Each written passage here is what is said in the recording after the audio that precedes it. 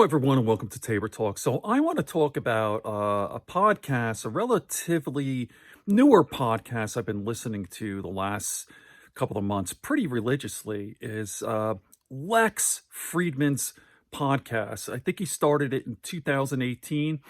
He initially named the podcast Artificial Intelligence. It's now called the Lex Fridman Show. What a resume Lex has.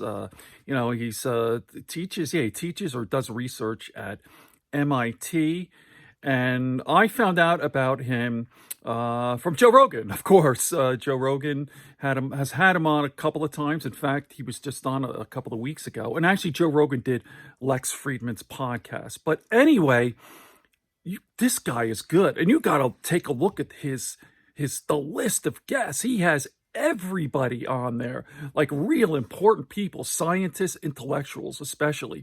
You got Richard Dawkins and Nick Bostrom. The list is long. I'm actually going to put the list here in the comment section. But let me give you a little taste. Here, today's podcast, this is actually taped, right? They're not talking about Trump's coronavirus. But anyway, kind of a little diversion here. Not to.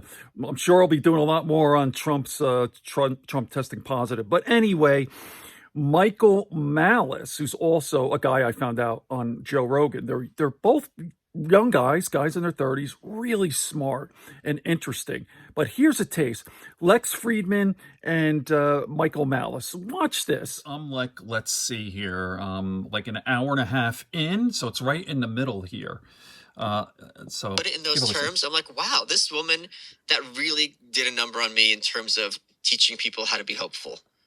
Small steps. But it's also talking that about it Marianne becomes less Williamson of, and the candidates. I need a miracle to be like, oh, this is really manageable. Yeah. It's absurd to think That's it's Michael impossible. Malice there. What about, what's your take on Unity 2020 that Brett Weinstein pushed forward? It was DOA. He couldn't even stand up to Twitter. Dead on arrival. He couldn't even stand up to Twitter, let alone, or to Facebook. By the way, that got blocked, let alone to the Lex Fridman is not the most articulate guy in the world. He's from Russia. They're both from Russia. I don't know why they blocked it, but let's see. I don't know what problematic means. That's Michael a word Malice, that does a lot of work. Was he born here? I don't know. People wanted to do conceptually.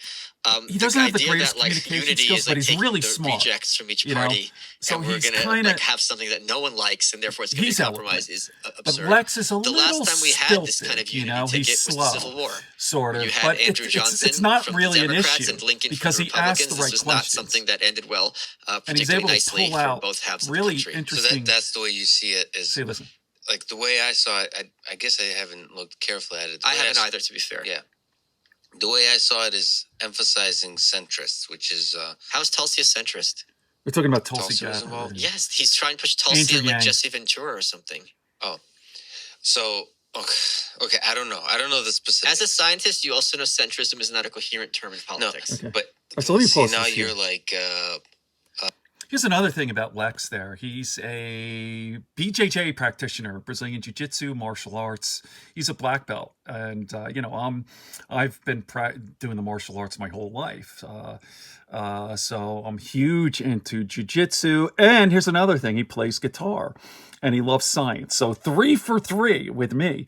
Science, martial arts, and guitar. So that's all. I'm going to put the link here. Check out Lex Fridman's podcast, and especially this one, number 128. By the way, check out the list. I mean, let's see here.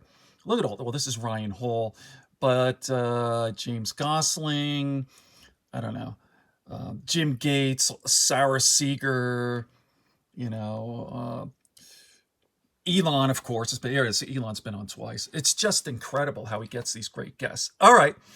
On that note, good friends, good books, and a sleepy conscience. Peace, love, and understanding here on Tabor Talk.